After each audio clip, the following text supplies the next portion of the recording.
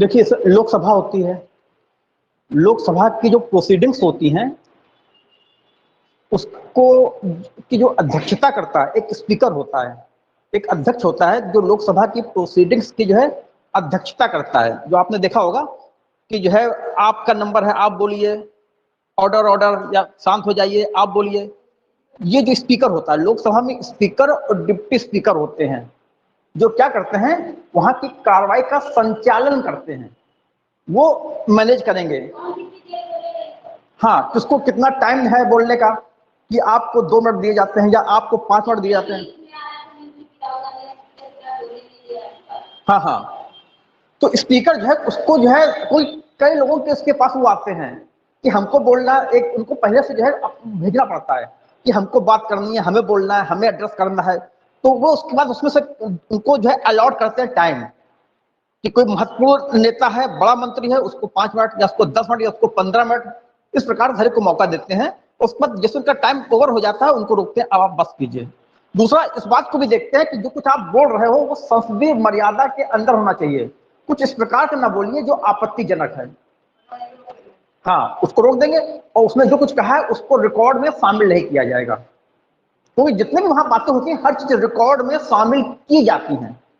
तो लोकसभा में जो कार्रवाई का संचालन करता है उसके लिए वहां पर लोकसभा में होता है, लोकसभा में जो है स्पीकर होता है और डिप्टी स्पीकर होता है। कौन है? ओम बिरला है। ओम बिरला है ना? है? पार्लियामेंट का स्पीकर नहीं होता है, लोकसभा का स्पीकर होता है। पार्लियामेंट के 2 जो है हाउस है, एक लोकसभा, एक राज्यसभा। तो पार्लियामेंट का स्पीकर नहीं होता है, लोकसभा का स्पीकर होता है। पार्लियामेंट क्या है? पार्लियामेंट के 3 ऑर्गन हैं, लोकसभा, राज्यसभा और राष्ट्रपति। तो पार्लियामेंट का स्पीकर नहीं होता है, लोकसभा का स्पीकर होता है। और जिसको लोकसभा में स्पीकर कहते हैं उसी के जो काउंटर पार्ट होता है राज्यसभा में, उसी के समकक्ष जो राज्यसभा में होता है उसको हम सभापति कहते हैं। तो लोकसभा में क्या होगा? स्पीकर होगा, डिप्टी स्पीकर होगा। अगर स्पीकर, देखिए, कई घंटे तक जो है वहां की कार्रवाई चलती है तो लगातार एक स्पीकर देर तक नहीं बढ़ सकता, तो फिर वो हर जगह डिप्टी स्पीकर आ जाएगा। और राज्यसभा में क्या होता है? राज्यसभा में है, राज्यसभा में जो है चेयरमैन होता है, चेयरमैन या deputy chairman. Deputy chairman Hindi में इसको कहेंगे सभापति, राज्यसभा में इसको कहेंगे सभापति। जो काम स्पीकर कर रहा है लोकसभा में वही काम जो है राज्यसभा में सभापति करता है। राज्यसभा की कार्रवाई का संचालन करता है, उसको मैनेज करता है और जो मेंबर्स हैं उनको समय अलॉट करता है किसको कितना बोलना है। तो राज्यसभा में सभापति है और सभापति की सहायता के लिए उपसभापति, जब ये जो है हट जाएगा, चला गया, तो फिर जो है उपसभापति आके देखेगा ये काम होते हैं। ठीक, स्पीकर, सभापति, इनके बारे में अलग से जब हम आपको पार्लियामेंट पढ़ाएंगे वहां डिटेल में जानकारी देंगे।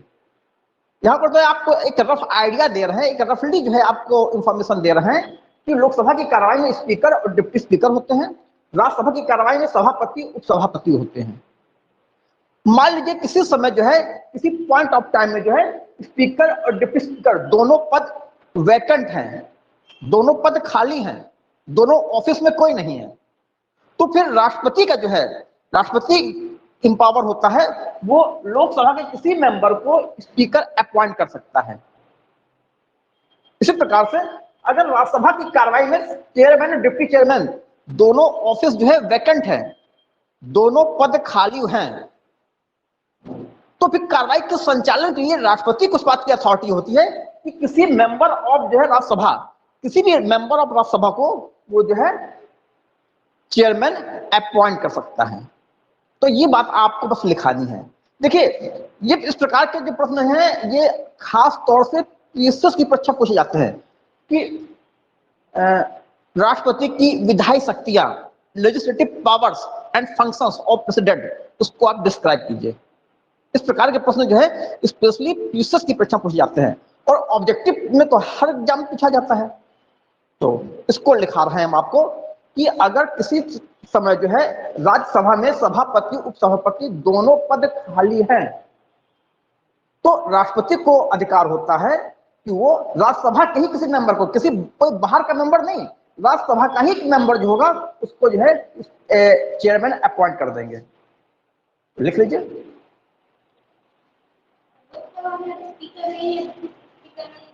तो वहां पर लोकसभा का जो मेंबर होगा उसको स्पीकर अपॉइंट कर देंगे।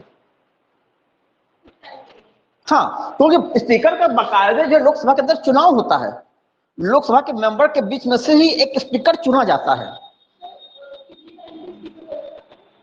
स्पीकर तक कार्यकाल तभी तक रहता है जब तक कि जो है आपकी लोकसभा का कार्यकाल है।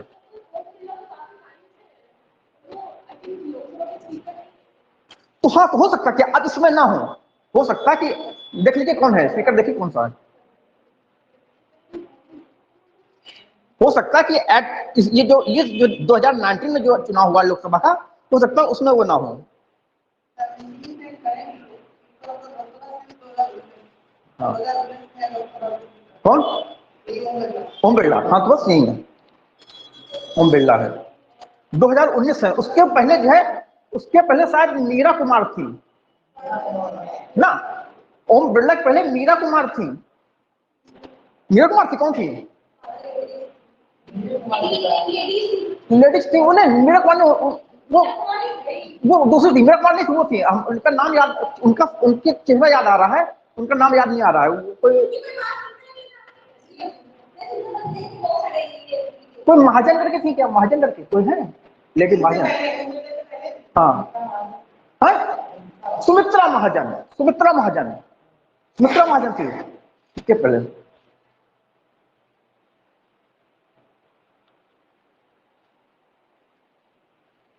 द प्रेसिडेंट लिखिए, सुमित्रा महाजन सब। द प्रेसिडेंट लिखिए। हेडिंग नहीं है, ये पॉइंट है। हेडिंग जो है legislative powers of president, heading ये चल रही है। पूरा जो है आर्टिकल नहीं है, मगर हर आर्टिकल को जानना जरूरी नहीं है। इसका आर्टिकल बिल्कुल इंपॉर्टेंट नहीं है। The president can appoint legislative powers of president.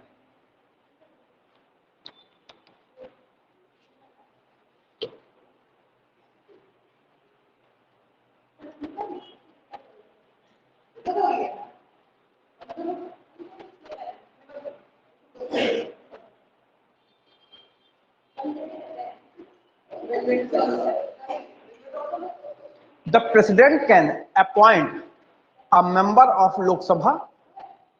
The president can appoint a member of Lok Sabha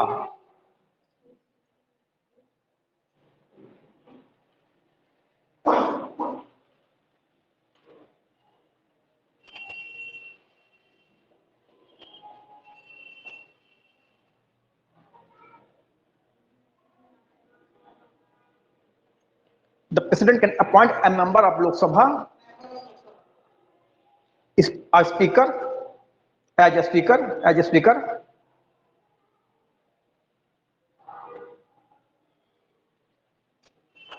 as a speaker, to preside over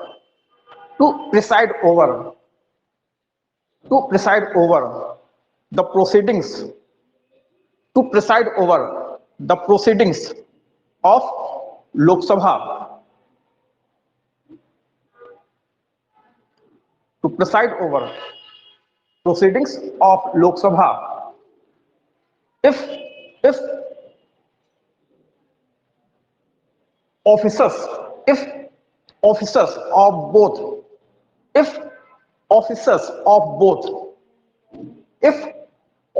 of both speaker and deputy speaker fall vacant,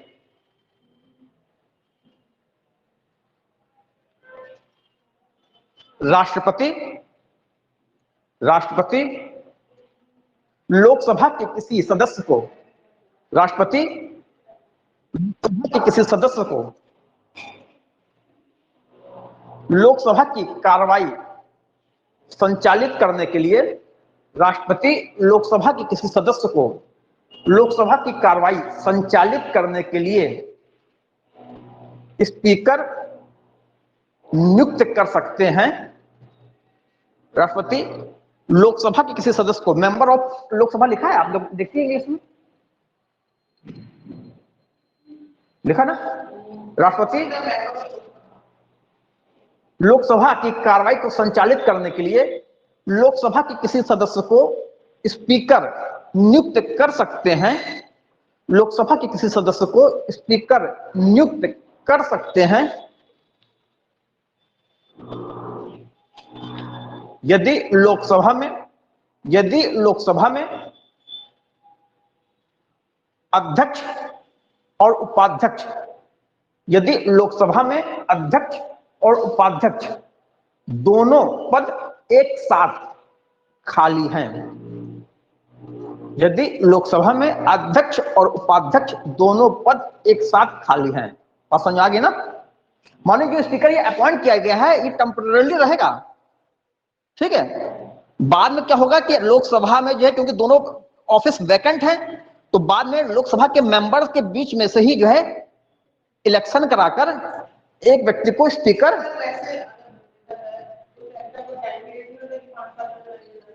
होता है 2019 है तो अब 5 साल तक रहेंगे ना, 5 साल तक रहेंगे, 24 तक रहेंगे, 24 तक रहेंगे। बाकी तो कभी भी रिजाइन कर सकते हैं। हाँ, तो फिर स्पीकर बनेगा। हाँ, जब लोकसभा का चुनाव होगा, नया चुनाव होगा, नए चुनाव के बाद जब लोकसभा लगेगी तो पहले किसी एक व्यक्ति को, जो सबसे सीनियर मोस्ट होगा लोकसभा का मेंबर, उसको जो है प्रोटेम स्पीकर अपॉइंट कर देंगे। उसको कहते हैं प्रोटेम स्पीकर, एक टेम्पररी स्पीकर को अपॉइंट कर दिया जाता है। उसके बाद उसकी देखरेख में जो है लोकसभा के मेंबर में से एक व्यक्ति स्पीकर इलेक्ट किया जाता है। वहां पर पढ़ाएंगे, जब जो है हम आएंगे संसद को, जब पार्लियामेंट को हम डील करेंगे, वहां पर बात को पढ़ाया जाएगा। अभी यहाँ पर तो हल्का सा रेफरेंस दे रहे हैं। होता क्या है, स्पीकर का चुनाव जो है लोकसभा के मेंबर के बीच में से ही चुना जाता है, ठीक। अब मान लीजिए सत्ता पक्ष का कोई है, विपक्ष का कोई है, मेंबर खड़े हुए, उसके बाद जो है फिर लोकसभा के सदस्य भी उसमें वोटिंग करते हैं और चुनते कि मेरा स्पीकर कौन होगा।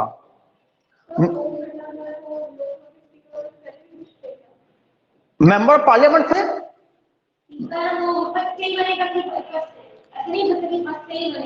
स्पीकर जिसको जो है, जो हाउस में जिसको जो है मेजॉरिटी का सपोर्ट हासिल है, वो स्पीकर बनता है। ओम बिरला जो है बीजेपी से हैं या बीजेपी की किसी सहायक पार्टी से हैं, एग्जैक्टली मुझे नहीं पता।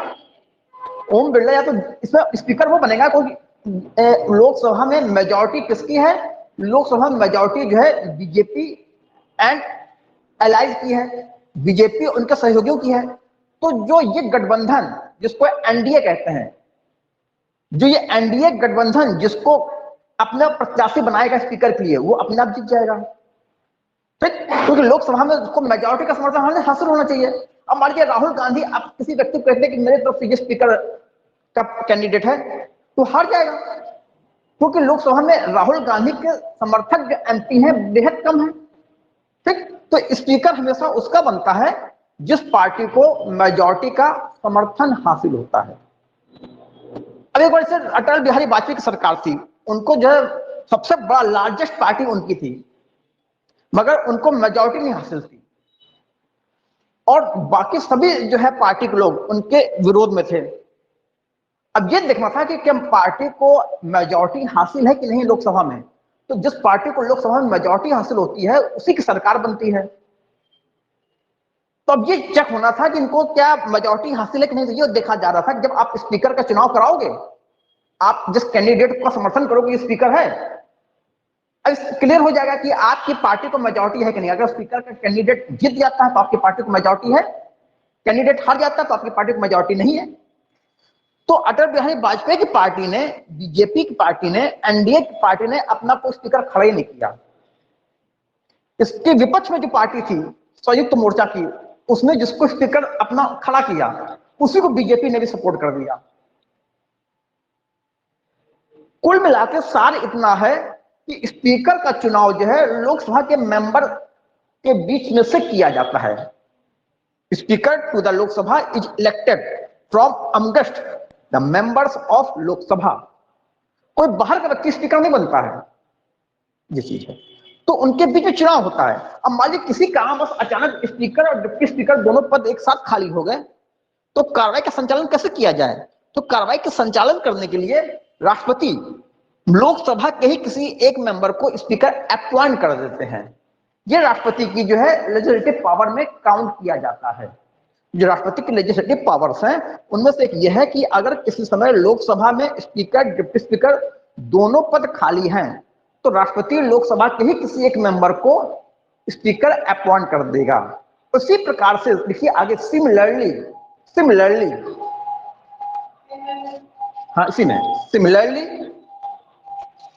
Any member of Rajya Sabha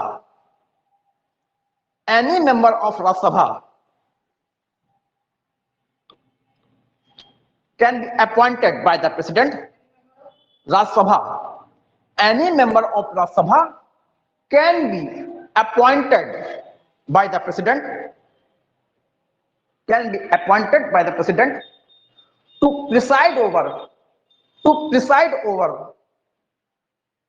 proceedings of Rajya Sabha,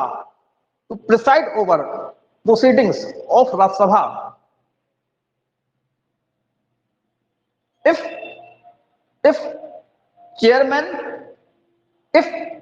officers of chairman and deputy chairman,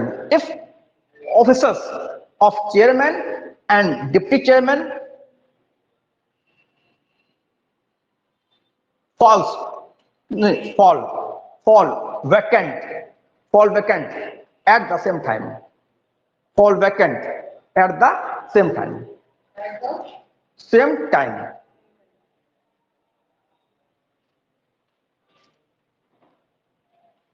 इसी प्रकार से यदि राज्यसभा में सभापति और उपसभापति दोनों पद एक साथ खाली हो जाएं, यदि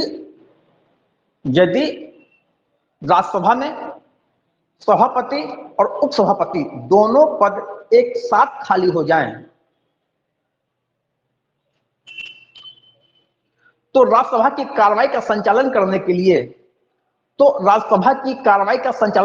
लिए राष्ट्रपति राज्यसभा के ही किसी सदस्य को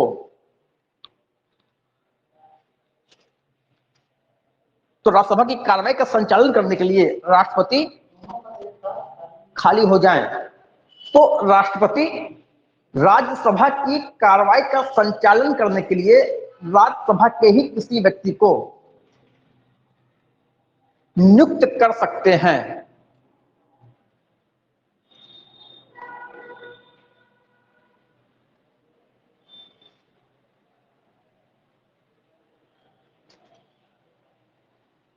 यहां तक बात समझ आ गई? अब तो कोई कंफ्यूजन नहीं है ना? बाकी स्पीकर डिप्टी स्पीकर के बारे में डिटेल में आपको जो है जानकारी दी जाएगी जब आपको पार्लियामेंट पढ़ाया जाएगा। यहाँ हाँ, अब देखिए होता सभापति जो होता है वो उपराष्ट्रपति होता है, वो राज्यसभा से ही जो है इलेक्ट किया जाएगा from amongst the people of Rajya Sabha. Rajya Sabha के सदस्यों से ही जो है उपसभापति जो है इलेक्ट किया जाता है, होती है।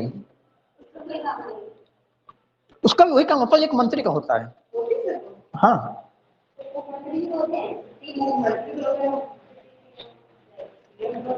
अब देखिए राष्ट्रपति जो है राज्यसभा में 12 सदस्यों को नॉमिनेट करता है। नॉमिनेट करता माने ये चुनाव लड़के नहीं आते। देखिए राज्यसभा में जो है टोटल मेंबरशिप है राज्यसभा की 245। ये राज्यसभा है। राज्यसभा की टोटल मेंबरशिप जो है, जो टोटल इसकी स्ट्रेंथ है, टोटल स्ट्रेंथ जो राज्यसभा की है, टोटल मेंबरशिप राज्यसभा की है, राज्यसभा की कुल सदस्य संख्या 245 है। इसमें से जो है 233 तो चुनकर राज्यसभा के मेंबर बनते हैं और 12 सदस्य 12 सदस्य जो है नॉमिनेट किए जाते हैं, ये चुनाव नहीं लड़ते, 12 सदस्य नॉमिनेट किए जाते हैं। उसके पीछे ये मान्यता है, ऐसा प्रिजम्पशन है कि बहुत सारे लोग होते हैं जो चुनाव लड़ना पसंद नहीं करते और अपने फील्ड के बड़े एक्सपर्ट होते हैं, कोई बड़ा वैज्ञानिक है, कोई अच्छा कलाकार है, कोई अच्छा साहित्यकार है, और वो चुनाव लड़ेगा नहीं। वो हमको कानून बनाने में इनकी जो विशेषज्ञता है, इनकी जो स्पेशलाइजेशन है, इनकी जो एक्सपर्टीज है, हमें वो भी तो चाहिए जब हम कानून बना रहे हैं। वो ऐसे सदस्य जो है चुनाव में खड़े नहीं होंगे। तो इसलिए जो है राष्ट्रपति जो है 12 मेंबर्स को, जो है ऐसे मेंबर्स को जो साहित्य में, कला में, विज्ञान में, सोशल सर्विस में, जिसके पास विशेष ज्ञान होता है या प्रैक्टिकल एक्सपीरियंस होता है, ऐसे 12 सदस्यों को राष्ट्रपति राज्यसभा के लिए नॉमिनेट कर देते हैं। तो ये आप लोग जो है, आप लोगों का नेचर इस प्रकार का है कि आप लोग अपने क्षेत्र के विशेषज्ञ हो, वो आप लोग चुनाव नहीं लड़ोगे, क्योंकि चुनाव की राजनीति एक अलग टाइप की होती है। चुनावी झगड़ा एक अलग टाइप का होता है, जो वो व्यक्ति करता है जिसमें बाहर जो लोगों के बीच नेतागिरी की हो, लोगों से घुला मिला हो, काफी पॉपुलर हो। और अक्सर इस प्रकार के लोग जो वैज्ञानिक हैं, जो साहित्यकार हैं, जो कलाकार हैं, ये लोगों के बीच कब घुलते दिखते हैं, ये अपनी दुनिया में खोए रहते हैं। तो हमको कानून बनाने में इनकी विशेषज्ञता चाहिए, इनका भी हमको जो है चाहिए अनुभव। तो ऐसे 12 सदस्यों को राष्ट्रपति जो है नॉमिनेट करते हैं, ये चुनाव नहीं लड़ते, इनको नॉमिनेट कर दिया जाता है। ठीक, तो इसको लिखना है आपको, लिख लीजिए। The president nominates 12 members of Rajya Sabha. The President nominates 12 members of Rajya Sabha.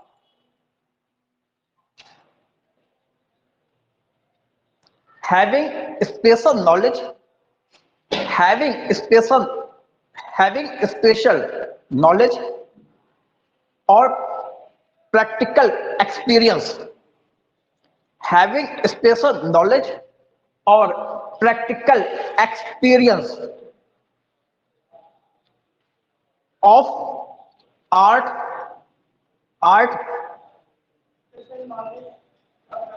experience, practical experience of art, science,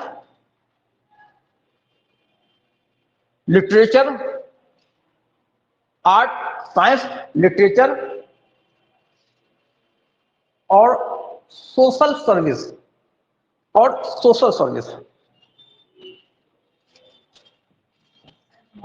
कला, विज्ञान, साहित्य और समाज सेवा। ये 4, 1, 2, 3, 4, ये 4 एरिया हैं, ये 4 फील्ड हैं जहां से राष्ट्रपति 12 मेंबर्स को जो है नॉमिनेट करता है। ठीक, राज्यसभा के लिए, हिंदी में लिख लीजिए। राष्ट्रपति राज्यसभा के लिए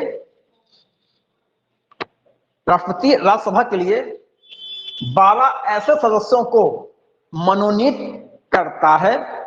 राष्ट्रपति राज्यसभा के लिए 12 ऐसे सदस्यों को मनोनीत करता है जिन्हें कला, विज्ञान, साहित्य और समाज सेवा का विशेष ज्ञान है या व्यावहारिक अनुभव है। जिन्हें कला, विज्ञान, साहित्य, समाज सेवा का विशेष ज्ञान है या व्यावहारिक अनुभव है।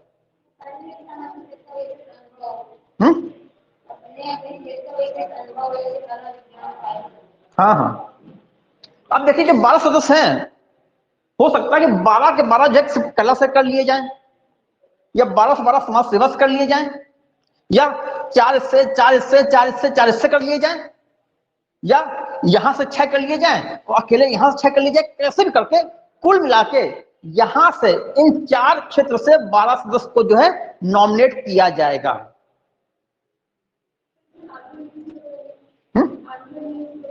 नहीं, इसमें नहीं होते हैं, इसमें नहीं। वो आप अगला पॉइंट बताने जा रहे हैं।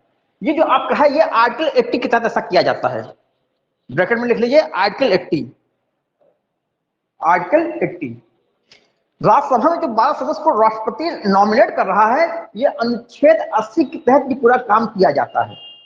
जो एंग्लो इंडियन है, 2 एंग्लो इंडियन को भी, अच्छा ये जो 12 मेंबर जो है राज्यसभा में अपॉइंट किए गए हैं, नॉमिनेट किए गए हैं, इस प्रकार से टोटल स्ट्रेंथ राज्यसभा कितनी हो गई? 245 हो गई। ठीक, जब राष्ट्रपति का चुनाव होगा, राष्ट्रपति के चुनाव में ये 12 मेंबर जो वोटिंग नहीं करेंगे। राष्ट्रपति के चुनाव में सिर्फ वही राज्यसभा के सदस्य वोटिंग करते हैं जिनका इलेक्शन हुआ है, ये इलेक्टेड हैं। हाँ, और ये जो है नॉमिनेटेड हैं। राष्ट्रपति के चुनाव में ये जो 12 मेंबर जो नॉमिनेट किए गए हैं, ये वोटिंग नहीं करेंगे। वोटिंग राष्ट्रपति के चुनाव में वही करते हैं जो इलेक्टेड होते हैं। 233 राज्यसभा के मेंबर का इलेक्शन हुआ है, ये 12 नॉमिनेट किए गए हैं। इन्होंने ये they have not come to Rajya Sabha through election, they are simply nominated. So भाई they can't participate in presidential election while voting. तो राष्ट्रपति के चुनाव में ये मेंबर वोटिंग नहीं करते। मगर जब राष्ट्रपति पर महाभियोग चलाया जाता है, राष्ट्रपति पर जब इंपीचमेंट लगता है, इंपीचमेंट में इलेक्टेड और नॉमिनेट सभी मेंबर पार्टिसिपेट करते हैं। ठीक, ये तो पुरानी चीजें जो आपको रिपीट कर रहे हैं और रिवाइज करा रहे हैं। अब आते हैं लोकसभा। लोकसभा में जो है, हालांकि अब तो ये प्रोविजन हटा दिया गया है, मगर आपको जानना जरूरी है। अभी 2020 में 104वां संविधान संशोधन हुआ था, 104th कॉन्स्टिट्यूशनल अमेंडमेंट। उसके बाद से ये प्रोविजन हटा दिया गया है, 104th। अभी 2020 में जो है 104th अमेंडमेंट हुआ है। उसके बाद ये प्रोविजन हटा दिया गया है। इसके बाद भी आपको जानना पड़ेगा, जानने के बाद आखिरी में ब्रैकेट में लिखा देंगे रिपील्ड, हटा दिया गया। इसमें क्या किया जाता है कि राष्ट्रपति जो है लोकसभा में 2 एंग्लो इंडियन को अपॉइंट नॉमिनेट करते हैं।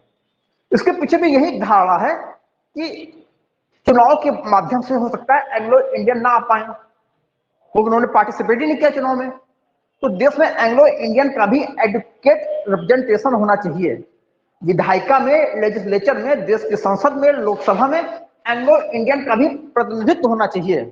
तो अगर राष्ट्रपति को ऐसा लगता है कि चुनाव होने के बाद एंग्लो इंडियन जो है उनका रिप्रेजेंटेशन, उनका प्रतिनिधित्व लोकसभा में पर्याप्त नहीं है जैसा होना चाहिए, तो तब राष्ट्रपति जो है एंग्लो इंडियन कम्युनिटी से 2 मेंबर को नॉमिनेट कर सकते हैं। तो देखिए लोकसभा की टोटल स्ट्रेंथ कितनी है? 545। इसमें से जो है 543 क्या है? इलेक्टेड है। ये जो है इनका जो इलेक्शन हुआ है ये इलेक्टेड है, प्लस 2 जो है नॉमिनेटेड होते हैं।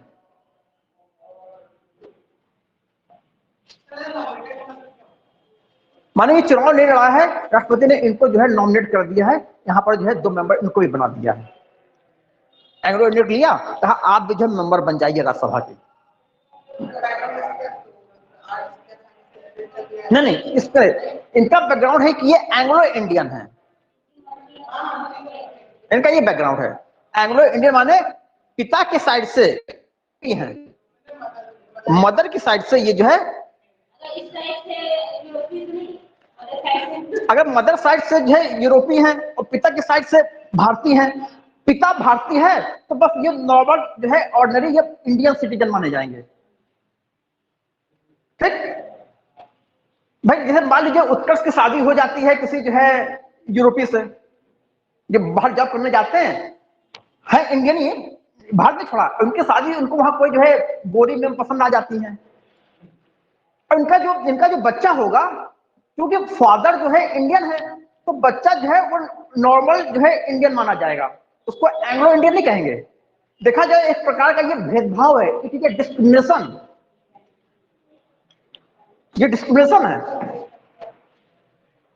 फादर और ये मदर, ठीक, फादर क्या है? फादर इंडियन है, ये इंडियन है, और मदर क्या है? मदर मान लीजिए ब्रिटिश है या स्विट्जरलैंड की है, नीदरलैंड की है, फ्रांस की है, लग्जमबर्ग की है, इटली की है, कहीं की है, यूरोपी है। मान लीजिए ये मदर जो है ब्रिटिश की है, ब्रिटिश। तो इनका जो बच्चा होगा, बच्चा जो है वो नॉर्मल इंडियन होगा, क्योंकि पिता भारतीय, भारतीय पिता है, मां कोई भी हो भारतीय पिता है, बच्चा जो है नॉर्मल इंडियन होगा। लेकिन मान लीजिए पिता जो है यूरोपी है और मां भारतीय है, तो अब जो बच्चा होगा, पिता कहां का है, पिता बाहर का है, मां भारतीय है, तो अब बच्चा जो है इंडियन होगा। ये भेदभाव है, इट इज ए डिस्क्रिमिनेशन। जबकि हमारा संविधान कहता है कि there shall be no discrimination on ground of sex. Sex के आधार पर, लिंग के आधार पर कोई भेदभाव नहीं किया जाएगा। अगर लिंग के आधार पर भेदभाव नहीं किया जाएगा तो आप ये भेदभाव क्यों कर रहे हो? ठीक, तो it needs to be amended. आज हमें इसको संशोधित करना पड़ेगा, संशोधित करना चाहिए इस डिस्क्रिमिनेशन को। ठीक है, नहीं नहीं नहीं, कोई भी यूरोपीय, अमेरिका नहीं, अमेरिका को नहीं, जो यूरोपीय है, यूरोप में जो कंट्रीज हैं, जैसे इटली है, लग्जमबर्ग है, फ्रांस है, रूस है, नीदरलैंड है, ये चीज है। अगर अफ्रीका का है, ऑस्ट्रेलिया का है, अमेरिका का है, लैटिन अमेरिका का है, उनको काम नहीं करेंगे, सिर्फ यूरोपीय होना चाहिए। एंग्लो इंडियन के लिए माँ का जो है पिता का यूरोपी, ऑफ यूरोपियन ओरिजिन।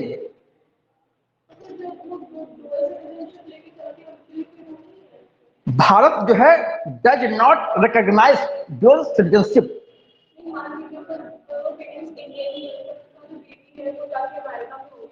हाँ, नहीं, उसको अमेरिका की मिली नहीं, उसको अमेरिका की नहीं मिलेगी, क्योंकि दोनों माता पिता भारतीय हैं, तो उसकी सिटीजनशिप भारत की ही होगी।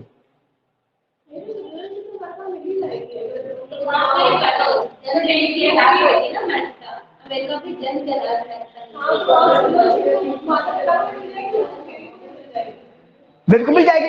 हाँ, उसके बाद उसका नियम यह है कि माता पिता अगर चाहते हैं, जो दोनों भारतीय हैं, और माता पिता चाहते हैं कि मेरा जो है बच्चा जो है, मेरा जो इशू है, इसको जो है भारत की नागरिकता दी जाए, अगर चाहते हैं तो उनको जो है कॉन्सुलेट में जाकर रजिस्ट्रेशन करना पड़ेगा कि मैं अपने बच्चे को भारतीय नागरिकता दे रहा हूँ। ठीक, अगर वो रजिस्ट्रेशन करवा लेते हैं, उसको भारतीय नागरिकता मिल जाती है, तो उसकी वहां की जो सिटीजनशिप है उसको कैंसिल कर दिया जाएगा, क्योंकि इंडिया जो है, भारत जो है दोहरी नागरिकता को स्वीकार नहीं करता। अब होता यह है कि दोनों माता पिता भारत से विदेश में जाके बस गए अमेरिका में, उनको आसानी से अमेरिका की सिटीजनशिप मिलेगी नहीं, वहां उनके बेबी हो गया। अब बेबी को तो सिटीजनशिप मिल जाएगी अमेरिका की, और जब बेबी को सिटीजनशिप अमेरिका की मिल गई, तो इसके ग्राउंड पर अब उनके माता पिता अपने बेबी को इंडियन सिटीजनशिप नहीं दिलाएंगे, क्योंकि उनको सिटीजनशिप चाहिए अमेरिका की। तो वो अपने बच्चे को इंडियन दूतावास में जाके उसका रजिस्ट्रेशन नहीं करवाएंगे।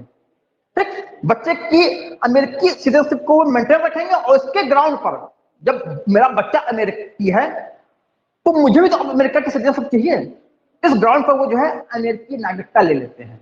ठीक, लेकिन अगर माता पिता बच्चे को जो है रजिस्ट्रेशन करवा के उसको इंडियन सिटीजनशिप दिला देते हैं, तो उसकी वहां की नागरिकता बच्चे की अपने आप निरस्त हो जाएगी। नहीं दे सकता, क्योंकि इसमें वो समझते कि आप भारत के नागरिक होने चाहिए, ये चीजें हैं। तो फिर क्लियर हो गया? वो तो भारत का है, एंग्लो इंडियन की पहली शर्त है वो भारत का नागरिक है। एंग्लो इंडियन वो है जो भारत के ही नागरिक हैं, एंग्लो इंडियन विदेशी नहीं है। एंग्लो इंडियन की 3 कंडीशंस हैं। पहली कंडीशन तो यही है कि भारत का नागरिक है, जो पहली कंडीशन है। अगर भारत का नागरिक नहीं है तो वो एंग्लो इंडियन नहीं कहलाएगा। एंग्लो इंडियन वो है जो भारत का नागरिक हो। दूसरी शर्त ये कि पिता की तरफ से वो यूरोपीय हो, पिता यूरोपीय हो, या पिता की फैमिली की तरफ से वो यूरोपीय हो, और माँ या माँ की फैमिली की तरफ से वो भारतीय हो। जब ये 3 शर्तें सेटिस्फाई होती हैं, तब जो है एंग्लो इंडियन वो कहा जाता है। तो जब हम कहें एंग्लो इंडियन, तो ये अंडरस्टूड है कि वो he is Indian citizen, he और she is a Indian citizen. Anglo Indian वो होते हैं जो भारत के ही नागरिक होते हैं। ठीक,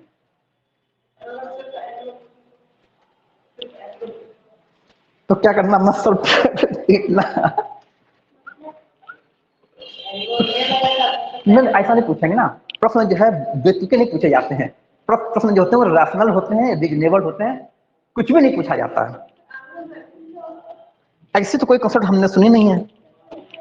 एंग्लो अमेरिकन, अच्छा अच्छा, तो अगर एंग्लो अमेरिकन लिखा हुआ है तो इसको सेकंड कि पिता जो है अमेरिकी होगा और माँ भारतीय होगी, तो एंग्लो अमेरिकन। ये कॉमन सेंस जो हमने ड्रॉ किया है। This inference, this conclusion is drawn on the basis of common sense. Actually कुछ भी नहीं पूछा जाता है, ठीक है। हमको अपनी जो तैयारी होती है हमको मेन स्ट्रीम में रखनी पड़ती है। ज्ञान तो एक समंदर है, तो अगर हम ज्ञान में भटकेंगे तो हम सिलेक्शन दूर हो जाएंगे। तो हमको हमेशा अपने तैयारी के मेन स्ट्रीम रखनी पड़ती है कि इसको कहते हैं स्मार्ट स्टडी, कि पूछा क्या जा रहा है। अब जैसे उन्होंने बताया कि इनको कई प्रश्न मिले, इसका फीस है कि ये जीएस के मास्टर हैं या इनको सारा जीएस आ गया, ऐसा नहीं है। मगर इन्होंने जीएस के कई क्वेश्चन को यूं सॉल्व कर लिया। क्यों? क्योंकि इनकी तैयारी मेन स्ट्रीम में रही है।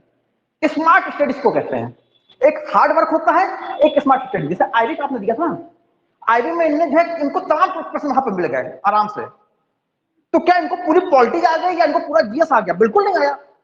लेकिन जो कुछ आया, जो वो इन्होंने पढ़ा था, जो मेन स्ट्रीम की चीजें हैं, माने इन्हें स्मार्ट स्टडी की। तो स्मार्ट स्टडी से सिलेक्शन होता है। कुछ भी पढ़ने से या खूब हार्ड वर्क करने से सिलेक्शन नहीं होता। हम खूब मेहनत करेंगे, दिन रात मेहनत करेंगे, बहुत मेहनत करेंगे, करते रहिए।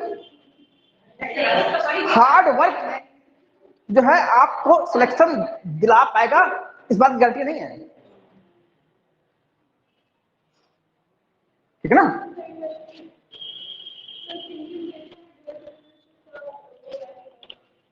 जो तो नहीं पता, लेकिन शायद अमेरिका में है और जो है ब्रिटेन वगैरह में है, बहुत सारे देश हैं। अब कहाँ का हर एक का संविधान तो मुझे नहीं पता। इंडिया का संविधान पता कि ये जो है ड्यूअल सिटीजनशिप को जो है मान्यता नहीं देता। अब ये तो उनके कुछ अपने अपने उनकी अपनी जो पॉलिसी होगी उसमें उनको जो फायदा नजर आता होगा, हम जो सब मान्यता नहीं देते। नहीं नहीं, अंबानी ने अगर दूसरी नागरिकता ली होगी, हाँ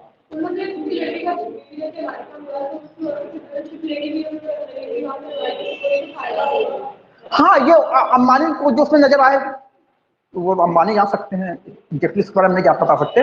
लेकिन इसमें ये होगा कि अब वो बच्चे को फिर भारत की नागरिकता नहीं मिलेगी। हाँ, जब भारत की नागरिकता चाहिए होगा तो उसके लिए अप्लाई करना पड़ेगा, उसके लिए जो है रजिस्ट्रेशन वगैरह कराना पड़ता है, उसके अपने प्रोसेस होते हैं, तब उसको वहां की नागरिकता छोड़नी पड़ेगी। अंबानी के बच्चे को भारत की नागरिकता मिल जाएगी क्योंकि माता पिता भारतीय हैं। बच्चे को अपनी नागरिकता यहाँ की दिलाना चाह रहे हैं, उनको नागरिकता मिल जाएगी यहाँ की, उसके लिए वहां की नागरिकता छोड़नी पड़ेगी।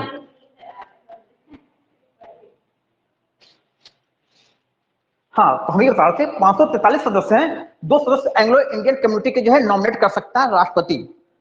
लेकिन अब 2020 में 2020 में 104th कॉन्स्टिट्यूशनल अमेंडमेंट हुआ और ये प्रोसेस खत्म कर दिया गया है।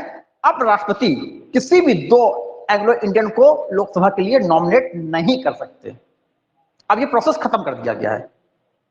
तो आप याद रखना होगा, ये चीज है अंडर आर्टिकल 331 में होती है। आर्टिकल 331 एग्जाम में बहुत कई बार पूछा गया कि राष्ट्रपति किस अनुच्छेद के तहत लोकसभा के लिए 2 एंग्लो इंडियन को नॉमिनेट करते हैं। एग्जाम में कई बार पूछा गया है, लेकिन अब ये प्रोसेस बंद कर दिया गया है। 2020 के बाद से जो है इसको अब खत्म कर दिया गया है। अब लोकसभा में सिर्फ 543 सदस्य होंगे जो इलेक्टेड होंगे, वहां पर कोई जो है नॉमिनेटेड एंग्लो इंडियन नहीं होगा। कोई इलेक्शन से एंग्लो इंडियन आ जाए वो अलग बात है, लेकिन जो राष्ट्रपति नॉमिनेट करते थे अब ऐसा नहीं होगा। ठीक, तो लिख लीजिए, the president can appoint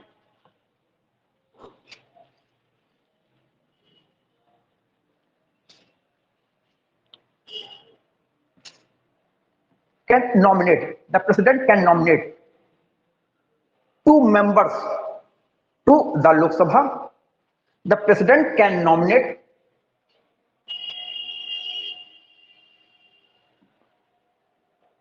2 members from 2 members to Lok Sabha from Anglo-Indian community.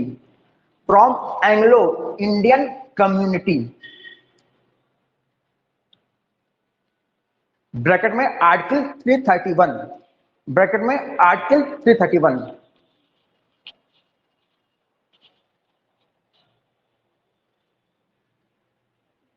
Bracket में ही आगे लिखिए,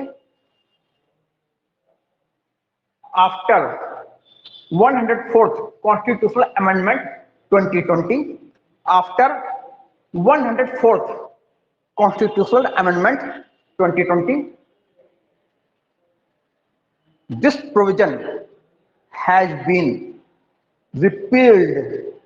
This provision has been repealed. ठीक, हिंदी में लिख लीजिए, राष्ट्रपति लोकसभा के लिए, राष्ट्रपति लोकसभा के लिए, राष्ट्रपति लोकसभा के लिए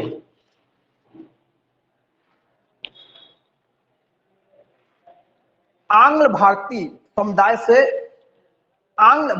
समुदाय से 2 सदस्यों को मनोनीत कर सकता है। आंग्ल भारतीय समुदाय से 2 सदस्यों को मनोनीत कर सकता है।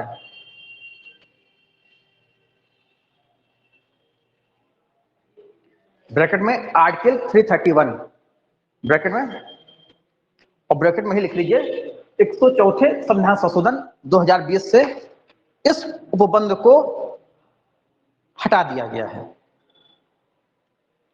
ठीक,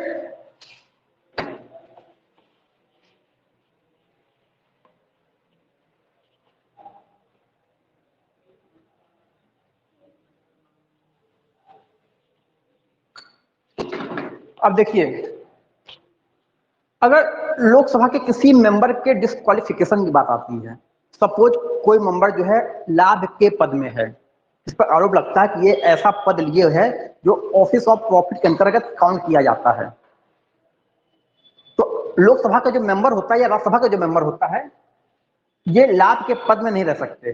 they can not hold office of profit. जो ऑफिस ऑफ प्रॉफिट क्या है, इसको संविधान में कहीं डिफाइन नहीं किया गया है, बल्कि कानून बनाकर, संसद ने कानून बना के कुछ खास ऑफिसर्स को, कुछ खास पोस्ट को, कुछ खास पदों को बताया है, ये सब जो है लाभ के पद हैं। They are office of profit. अर्थात पार्लियामेंट का कोई member, whether a member of Lok Sabha और राज्यसभा, पार्लियामेंट का कोई मेंबर जो है इन लाभ के पदों को होल्ड नहीं करेगा। अब मान लीजिए किसी व्यक्ति पर ऐसा कोई आरोप लगता है कि ये ऐसे पद पर है जो ऑफिस ऑफ प्रॉफिट में होना चाहिए, गिनना जाना चाहिए, इसलिए ये जो है अब लोकसभा का सदस्य बनने की योग्य नहीं है, इसलिए इसको डिस्क्वालीफाई हो जाना चाहिए। तो इस बात का निर्णय जो है राष्ट्रपति करते हैं चुनाव आयोग के साथ बैठकर। चुनाव आयोग के साथ जो है बैठकर वो कंसल्टेशन करेंगे और उनके साथ परामर्श करने के बाद ये निर्णय करेंगे कि ये व्यक्ति जो है जिस पद पर है, क्या वो लाभ का पद है, अगर लाभ का पद है तो इसकी मेंबरशिप जो है डिसमिस की जाती है, इसकी मेंबरशिप को कैंसिल किया जाता है, इसकी सदस्यता को छीना जाता है। ठीक, तो किसी मेंबर की डिस्क्वालिफिकेशन को तय करने के लिए जो है राष्ट्रपति चुनाव आयोग के साथ परामर्श करके तय करते हैं। जब कोई ऐसा मुद्दा, कोई ऐसा प्रश्न उठता है कि क्या ये मेंबर को डिस्क्वालीफाई हो जाना चाहिए from the membership of house, तो ऐसा मुद्दा जो है, ऐसे इशू को राष्ट्रपति जो है चुनाव आयोग के साथ परामर्श करके निर्धारित करते हैं। ठीक, the president decides on questions, the president decides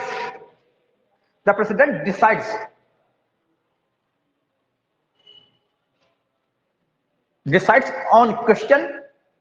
The president decides on question as to disqualification. The president decides on question as to disqualification of a member of parliament. Questions as to disqualification of member of parliament in consultation with election commission. In consultation with election commission. राष्ट्रपति चुनाव आयोग के साथ परामर्श करके, राष्ट्रपति चुनाव आयोग के साथ परामर्श करके संसद के किसी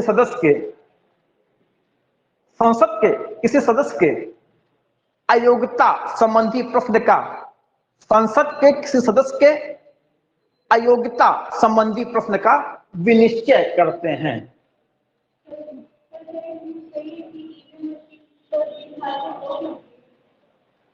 नहीं तो सदस्य की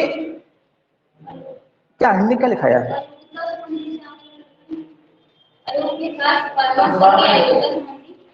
राष्ट्रपति चुनाव आयोग के साथ परामर्श करके संसद के किसी सदस्य की अयोग्यता संसद के किसी सदस्य की अयोग्यता के प्रश्न का विनिश्चय करते हैं। नहीं, ईवीएम के बारे में हमने तो ऐसा सुना नहीं।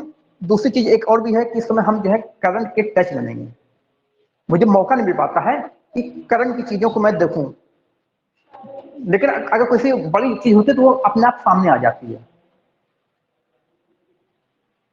इस प्रकार की मेरे सामने तो मेरे पास कोई नीड नहीं है, लेकिन मेरा ड्रॉबैक ये है कि मैं करंट को देख भी नहीं रहा हूं। तो हम विश्वास से नहीं तो कह सकते, मगर ये होता है कि जैसे कोई बड़ी न्यूज होती है ना, तो करंट को बिना देखे भी जो है वो जो है अपने जानकारी में आ जाती है।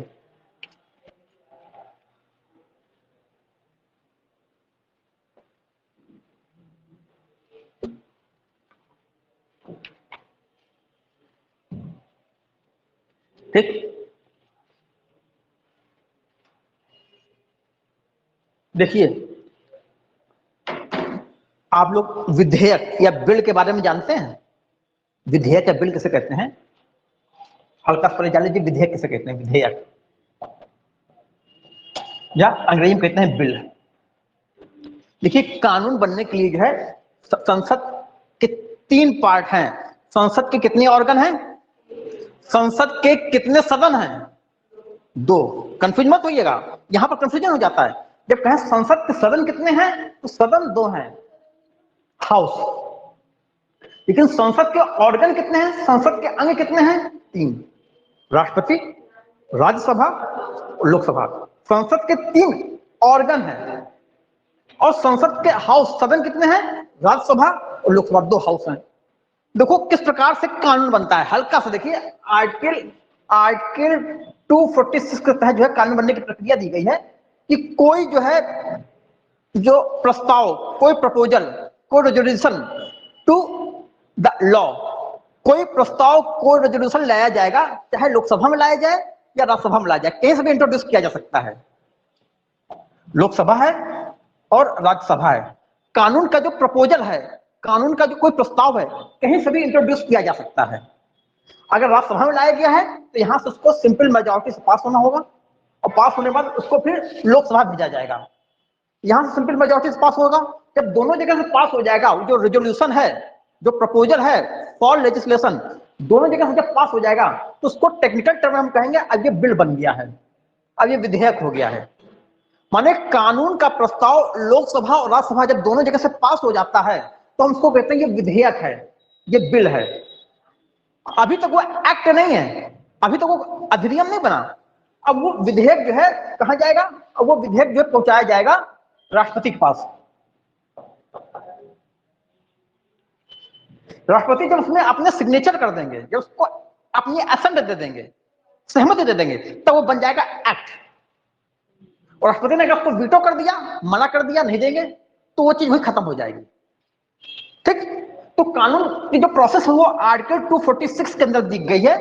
आप कानून के प्रस्ताव को, प्रपोजल फॉर लेजिस्लेशन, आप लोकसभा से इंट्रोड्यूस कर सकते हो। अगर लोकसभा से चलता है, यहां पर अगर सिंपल मेजॉरिटी से पास हो गया तो वो राज्यसभा भेजा जाएगा, और यहां पास हो जाएगा तो वो बिल बन जाएगा।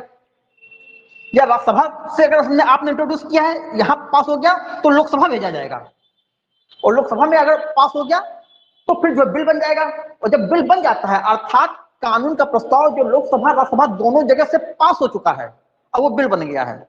और जब बिल बन जाता है, जब विधेयक बन जाता है, तो उसको राष्ट्रपति के पास भेजा जाता है।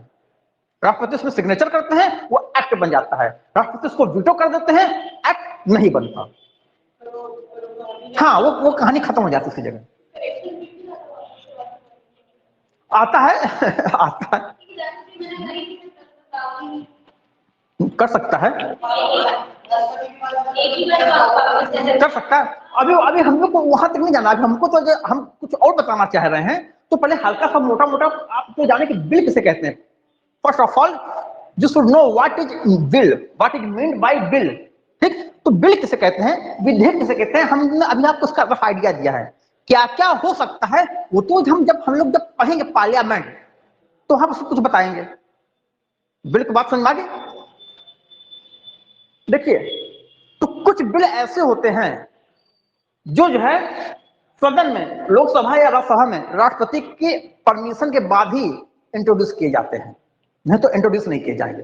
पहले राष्ट्रपति से परमिशन लेनी पड़ती है, पहले राष्ट्रपति का रिकमेंडेशन चाहिए। प्रायर रिकमेंडेशन और permission is needed for certain type of bill to introduce in the house of parliament. Lok Sabha में कुछ बिल को रखने के लिए पहले हमको राष्ट्रपति की पूर्व अनुमति, पूर्व संस्तुति चाहिए होता है। कुछ बिल ऐसे होते हैं, जैसे आपको मान लीजिए उत्तर प्रदेश का नाम बदलना है, उत्तर प्रदेश का नाम योगी करना चाहते हैं उत्तम प्रदेश, माने एक श्रेष्ठ प्रदेश। ठीक, तो उत्तर प्रदेश का नाम बदलने के लिए एक बिल जो है लाना पड़ेगा।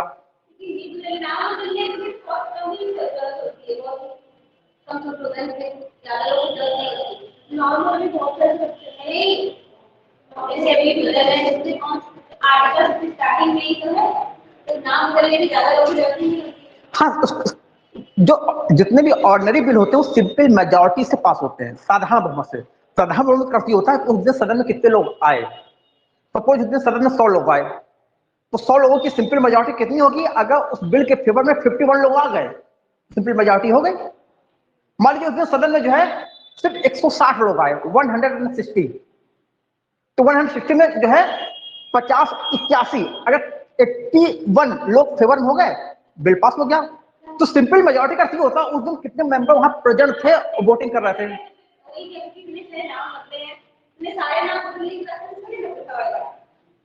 नहीं, ऐसा कोई भी जो है जो विधेयक आता है, संसद में आता है, तो पहले राष्ट्रपति की संस्तुति चाहिए, पहले राष्ट्रपति की परमिशन चाहिए। हम ये बताने जा रहे थे कि अगर योगी कहें कि उत्तर प्रदेश का नाम हम उत्तर प्रदेश करना चाहते हैं तो उसके लिए संसद से एक कानून बनाना पड़ेगा। और संसद में एक विधेयक जो आएगा, जो बिल आएगा, राष्ट्रपति के रिकमेंडेशन से आएगा। विदाउट रिकमेंडेशन ऑफ राष्ट्रपति, without prior recommendation, prior permission of राष्ट्रपति, ऐसा कोई बिल इंट्रोड्यूस किया ही नहीं जाएगा लोकसभा या राज्यसभा में। वो बिल जो है किसी राज्य का नाम चेंज करना चाह रहा है, ऐसा बिल, किसी राज्य का नाम बदलना है, किसी राज्य की बाउंड्री को चेंज करना है, या कोई एक नया राज्य बनाना है। मान लीजिए उत्तर प्रदेश का जो है एक हिस्सा काट के हमको बनाना है बुंदेलखंड। सपोज ये उत्तर प्रदेश है, ठीक, और मुझे लगता है कि ये झांसी, ललितपुर और ये एरिया जो है इसको हटा के, ये ऊपर खावर का एरिया है, ये पथरीला एरिया है, इसको हम उत्तर प्रदेश से अलग करके यहाँ पर हम बनाएंगे, इसको एक नया राज्य बनाएंगे बुंदेलखंड। तो कोई जो creation of a new state, ऐसा कोई बिल है तो वो लोकसभा या राज्यसभा में पहले लाया जाएगा। वहां जब कानून बन जाएगा तब जो है यहाँ उत्तर प्रदेश का यहाँ से बाइफर्केशन करके एक नया राज्य बना दिया जाएगा। तो ऐसा कोई बिल संसद में तभी लाया जाएगा जब राष्ट्रपति से पहले अनुमति मिल गई हो। तो कुछ सर्टेन टाइप ऑफ के बिल, कुछ बिल ऐसे होते हैं जो नॉर्मली कोई बिल लाने के लिए राष्ट्रपति की अनुमति नहीं चाहिए होती है। कानून बनाने के लिए लोकसभा या राज्यसभा में जब हम प्रस्ताव लाते हैं तो उसमें राष्ट्रपति की अनुमति नहीं लेते। और यहाँ पर जब प्रस्ताव जब दोनों जगह पास हो जाता है तो वो विधेयक या बिल बन जाता है, राष्ट्रपति के पास भेजते हैं, उसको सिग्नेचर करते हैं, कानून बन जाता है, एक्ट बन जाता है। लेकिन कुछ बिल ऐसे होते हैं कि वो विधेयक तभी लाए जाएंगे लोकसभा या राज्यसभा में जब राष्ट्रपति की पहले से अनुमति मिल जाए। जैसे किसी नए राज्य का गठन करना है, किसी राज्य की सीमा बदलनी है, किसी राज्य के नाम में परिवर्तन करना है, तो ऐसा कोई एक्ट अगर आप बनाना चाहते हैं संसद के द्वारा तो पहले राष्ट्रपति की अनुमति से ही जो है वो विधेयक लाया जाएगा। हाँ हाँ, आर्टिकल 3 के अंतर्गत इस प्रकार की प्रोसेस है। आर्टिकल 4 में ये उसका वो बताया गया है। यहां तक बात समझ आ गई। इसी प्रकार से कुछ बिल ऐसे होते हैं। अच्छा, इतनी बात समझ आ गई। अच्छा, आगे एक बात और समझ लीजिए।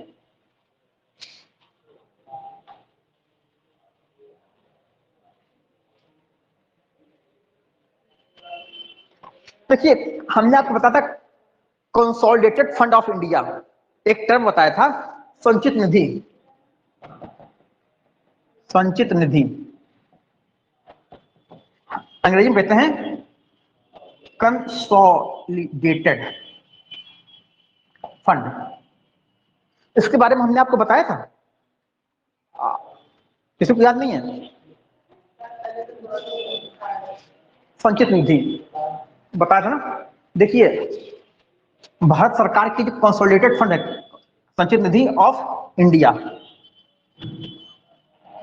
जितना भी पैसा भारत सरकार के पास आता है उसके लिए एक फंड बना हुआ है कंसोलिडेटेड फंड, जिसको हिंदी में कहते हैं संचित निधि या समेकित निधि, वहां रखा जाता है। भारत सरकार के पास जितना भी रेवेन्यू आ रहा है, जितना भी जो है टैक्स से कलेक्शन आ रहा है जो भारत सरकार का है, तो वो सारा पैसा जो है संचित निधि में रखा जाएगा। भारत सरकार विदेशों से जो है जाकर पैसा लेके आती है लोन के रूप में, वो भारत सरकार ने विदेशों से जो ऋण लिया है, IMF से लिया है, अमेरिका से लिया है, कहीं दूसरी जगह से लिया है, वो सारा पैसा जो है कहाँ रखा जाएगा? Consolidated fund of India, Bharat की संचित निधि में रखा जाएगा।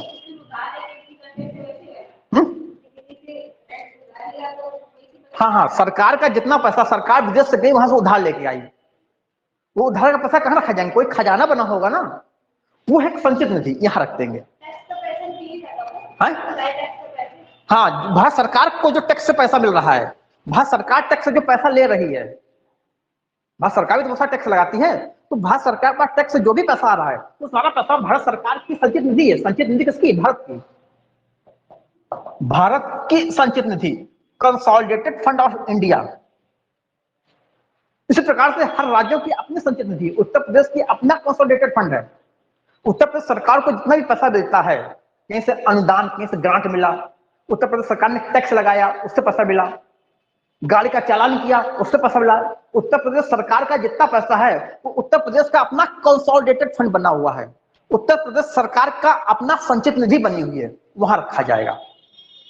ये पैसा सरकारी है, ये पैसा योगी का नहीं है। इसी प्रकार से भारत सरकार का पैसा मोदी का नहीं है, पीपल ऑफ इंडिया उनका पैसा है। और यहां से कोई पैसा खर्च करने के लिए संसद की अनुमति लेनी पड़ती है। संसद के बिना अनुमति के यहां से पैसा नहीं खर्च किया जा सकता। मान लीजिए कोई हाईवे बनाना है भारत सरकार को, कोई मेट्रो या बुलेट ट्रेन का प्रोजेक्ट शुरू करना है, उसमें पैसा लगेगा, तो पैसा कहां से? संचित निधि से लिया जाएगा। भारत सरकार अपनी जितनी भी विकास की योजनाएं, कल्याणकारी योजनाएं, किसानों के खाते में पैसा भेजना है, हाँ उसमें से करेंगे। तो उसके लिए इस फंड में जो पैसा रखा है, यहां से पैसा खर्च करने के लिए सरकार को संसद से अनुमति लेनी पड़ती है। यहां तक बात समझ में आई? सरकार बजट रखती है, बजट में भारत सरकार बताएगी कि हमारे भारत सरकार के एम्प्लॉय हैं उनको इतनी पेंशन देनी है, इतनी सैलरी देनी है, सेना के लिए इतने जो है हमको गाड़ियां खरीदनी है, इतने कपड़े खरीदने, इतने जूते खरीदने, इतने गोला खरीदना, इतना बारूद खरीदना। ऐसे हर मंत्रालय का अपना खर्चा होता है, उस खर्चे को हम कहते हैं बजट। तो वो बजट जो संसद सामने रखा जाता है, वहां पर अप्रूव कराया जाता है। जब वहां से अप्रूव हो जाता है तब भारत सरकार के मंत्रालयों को पैसा मिलता है कि अब आप अपने जो है अपने अपने एम्प्लॉयों को पैसा बांटिए, और अपने जो खर्चे हैं, रेलवे मंत्रालय है, रेलवे मंत्रालय का मुझे इतने जो फ्लाईओवर, इतने जो ओवरब्रिज बनाने हैं रेलवे के, हमें इतनी नई पटरियां बिछानी है, हमें इतनी जो है ट्रैक का इलेक्ट्रिफिकेशन करना है, पैसा खर्च होगा ना। इस पैसा को खर्च कैसे किया जाएगा? संचित निधि से पैसा निकाल के। और संचित निधि से पैसा तब निकलेगा जब संसद से अप्रूवल लेना पड़ेगा, उसको कहते हैं कि बजट के द्वारा अप्रूवल मिल गया। सरकार बजट रखती है संसद के आगे, लोकसभा में, और जब बजट पास हो जाता है, अर्थात सरकार ने जितना पैसा मांगा था भारत सरकार ने खर्चे के लिए,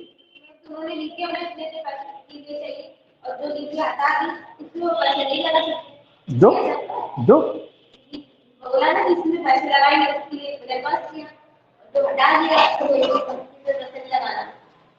हाँ हाँ हाँ, जिसके लिए पैसा मिला उसी के लिए खर्च करना पड़ता है।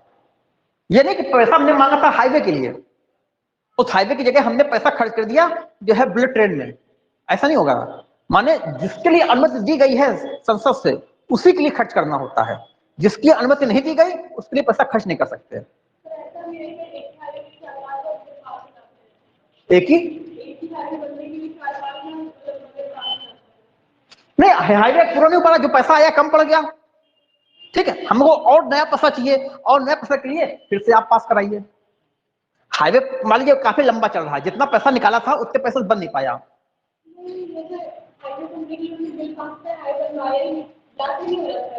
नहीं तो वहां पर उसकी पूरी जांच होती है, अगर बनवाया नहीं है उसकी जांच होगी, कहा जाएगा स्कैम हुआ। उसके लिए एक संसद की एक एजेंसी है CAG, controller and auditor general of India, नियंत्रक महालेखा परीक्षक, ये संसद का एजेंट है। संसद तरफ से जांच करता है कि अच्छा पैसा जो मांगा था आपने हाईवे बनाने के लिए, दिखाएं कहाँ हाईवे बना, देखे चल के, जरा दिखाइए चल के। वो देखता जाकर और फिर अपनी रिपोर्ट देता राष्ट्रपति को।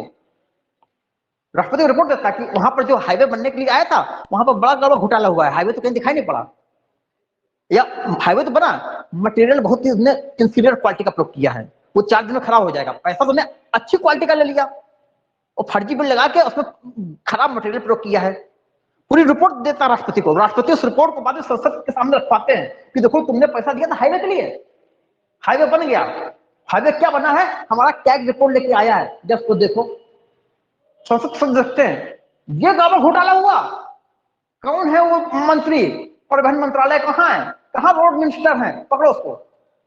पूरी सिस्टम बना हुआ है, सब बताएंगे, धीरे धीरे हर चीज क्लियर करेंगे, एक ही झटके में क्लियर थोड़ी होगा।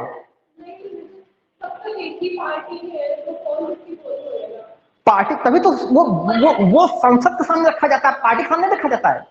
जो रिपोर्ट आई है वो संसद के सामने रखी गई, और वहां पर कांग्रेस के मेंबर भी हैं, वहां बीएसपी के भी मेंबर हैं, वहां समाजवादी पार्टी के भी मेंबर हैं। नहीं, जो कैग होता है वो किसी पार्टी का नहीं होता, कैग एक कॉन्स्टिट्यूशनल अथॉरिटी है, उसको ऑटोनोमस बॉडी है। आर्टिकल 148 के तहत जो है CAG, controller and auditor general of India की स्थापना है। ये कॉन्स्टिट्यूशनल अथॉरिटी है, इसको ऑटोनोमस दिया गया है, ऑटोनोमस बॉडी है। इसको राष्ट्रपति अपॉइंट करते हैं, but he does not hold office during the pleasure of राष्ट्रपति।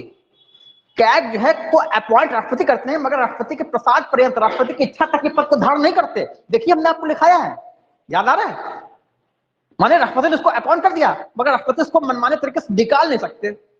अब एकदम फ्री है, अर्थात सरकार ने जहां गड़बड़ घोटाला किया आप जांच करो, आप एकदम सुरक्षित हो, आपकी सैलरी में कोई कमी नहीं की जाएगी, आपकी अथॉरिटी में कोई कमी नहीं की जाएगी, आप एकदम सुरक्षित हो, खुल के काम करो, फ्री होके काम करो, बताओ कहां क्या गड़बड़ हुआ है।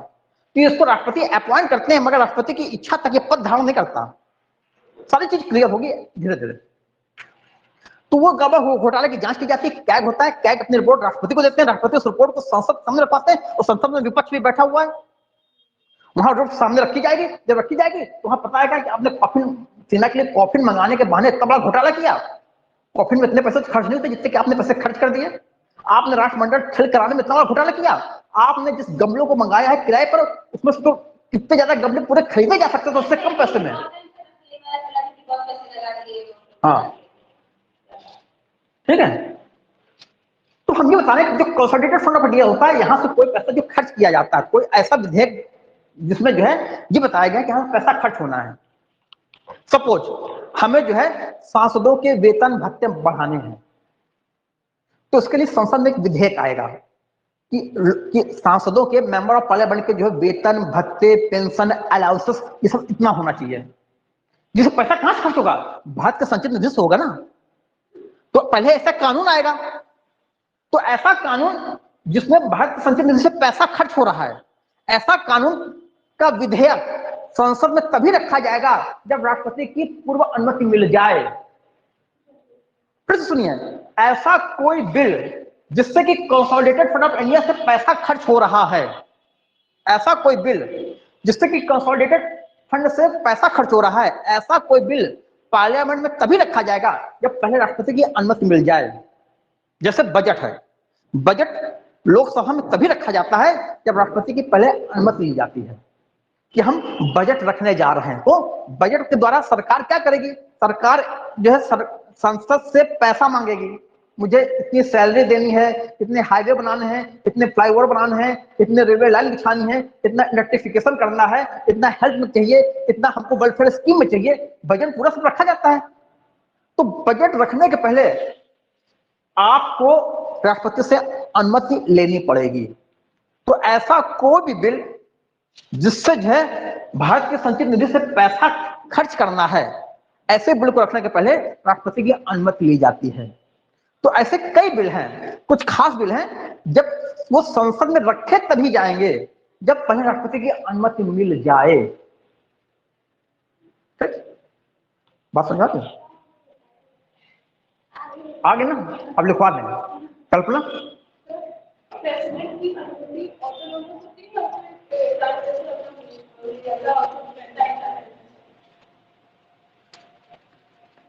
अनुमति किस टाइप की, इस पर निर्भर करता है। प्रेसिडेंट की अनुमति जो है ऑटोनोमस नहीं होती है, हमारी डिस्क्रिशनरी नहीं होती, संसदीय परंपराओं के अनुसार उसको अनुमति देनी ही पड़ती है।